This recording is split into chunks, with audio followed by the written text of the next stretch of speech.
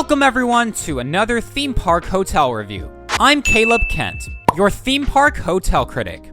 Today's review will be all about Loews Royal Pacific Resort at Universal Orlando. I stayed here in the second half of June, and here are my thoughts. To start off the review, the theme of the property is based on the South Seas, particularly with the Polynesian atmosphere. And you definitely see that with all the landscaping throughout the whole resort. It's quite literally Universal's version of Disney's Polynesian Village Resort. Now just before I start the review, as you might see in the footage, the resort was undergoing some renovations at the time of my stay, so what you see for the interior in this video might not reflect what it fully looks like. With that being said, let's dive right in. When you first arrive at the hotel, you will be taken away by the overflowing amount of trees and bushes, as well as the South Pacific design of the portico share and the sights of the resort's exterior scenery.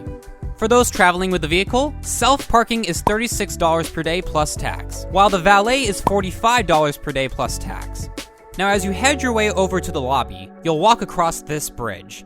In between this bridge are courtyard pieces with vibrant blue ponds, filled with lily pads and surrounded with tropical greenery. It's actually a gorgeous aspect to greet you upon your arrival. When you step inside the lobby to check in, you'll be endeared by the resort's soothing atmosphere. The lobby has a great balance of simplicity to ease you in, but also has tons of decorations to welcome you into the theme. As you'll quickly notice, there's an outside piece centered in the lobby with water fountains of Polynesian and elephant statues. This part was closed off for maintenance work, but it's normally accessible for guests.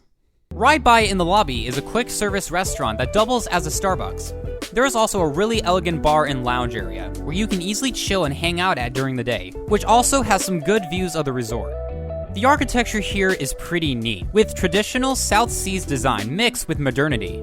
Now the outside is really where it's at. Right near the lobby is the resort's pool area. It's pretty big and looks picturesque thanks to the resort building and, of course, all the trees and bushes. Don't forget about the boat-inspired structure piece that shoots out water, that I definitely did not risk my camera and equipment getting drenched in while filming it. Now right outside the pool area is the convention center, where the front of it outside has a very intricate look to it, especially with the statue in front of it. As you walk around the resort pathways that are inundated by all the greenery, you'll come across two beach areas against the lake, where you can see Loews Sapphire Falls Resort. And you'll also see the biggest icon of the resort, the water taxis. Nah, I'm kidding. Of course I'm talking about the famous Royal Pacific Airways seaplane at the other end of the lake. Pretty nice touch if you ask me. Now as far as the resort building goes, it looks pretty good for the setting of the theme, but it's not anything that will greatly blow you away. But it still looks nice. The resort scenery is really what is astonishing for this place, and all around the property, you'll be settled in very well for your vacation at Universal. When it comes to dining, there's a few picks. Room service is offered here at the resort if you desire that. That quick service restaurant in the lobby is known as Tuk Tuk Market, which has breakfast pastries, Starbucks, and various food items.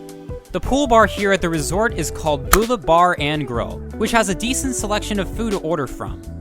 That elegant bar area in the lobby is Orchid Court Lounge Sushi Bar, which serves drinks and sushi from 5 p.m. to late in the night. Down on the first level is Island's Dining Room, a restaurant that serves food dishes from the South Seas. And lastly, nearby the pool area is Jake's American Bar, which has typical items for a lunch and dinner place. And that's all regarding dining here. If you want more options to explore eating out at, then make way to Universal City Walk. The property is located close by to Universal's Islands of Adventure in the main part of the Universal Orlando Resort. When getting to the theme parks, Volcano Bay, and City Walk, the resort offers shuttle buses to get you there, right outside the convention center portion. But the resort conveniently has water taxi services outside the pool area, which will take you over to Universal City Walk. There's also an option to walk there, since it's really not that much of a walk. If you do take this method, you will go right by the front entrance to Islands of Adventure at City Walk. Whatever way you get to where you need to be, you are undoubtedly close to the action of it all. Or at least, most of it. Now it's on to the rooms. Looking online for the script of this review, it appears to me that the rooms all have different color touches for the flowers on the walls. Just wanted to point that out, as what I got from my stay may not reflect all the rooms exactly. But anyway, when heading to the elevators, you'll take note of the subtle but neat architecture inside. As you head down the hallway and step inside, you'll be instantly relaxed as you settle into your room. It's not overly theme park room atmosphere, but it definitely has some cool touches of Polynesian attributes all over in here. Most notably with the picture on the side wall, and then with the background against the beds. And don't forget the flowers, behind the bed near the window. The color I got for it was orange, and man, it looked great. I also really admired the ocean painting in front of the desk, not to mention the lights in between the beds. The whole room just had a great feel to it. The bathroom doesn't have a whole lot, but the mirror design for the sink is sweet. And despite being on the first level, I had a very tropical outlook of the courtyard. This room, while not much to rave over, has got charm to it, and it will be great to return to after a long day at the theme parks. Arguably the best aspect about this resort amongst travelers is the addition of unlimited express passes for all the attractions at the theme parks. And the unlimited version means you can use it for whatever attraction at whatever time for how many times you want. And it's valid from the day you check in to the day you check out. A feature like that will undoubtedly save you time and enhance your experience at Universal. But just be aware that the more people you add to the reservation, the more the price goes up. Included with each night you are staying, that also includes each day you use an express pass for each person you put on the reservation. The website basically outright lies to you when it says that it's free, because really what they mean is that it covers only one day of it being valid for your stay. So as you can imagine, the bill will go through the roof. But despite that, it is a nice perk. Also, your room key doubles as your express pass, so please take note of that.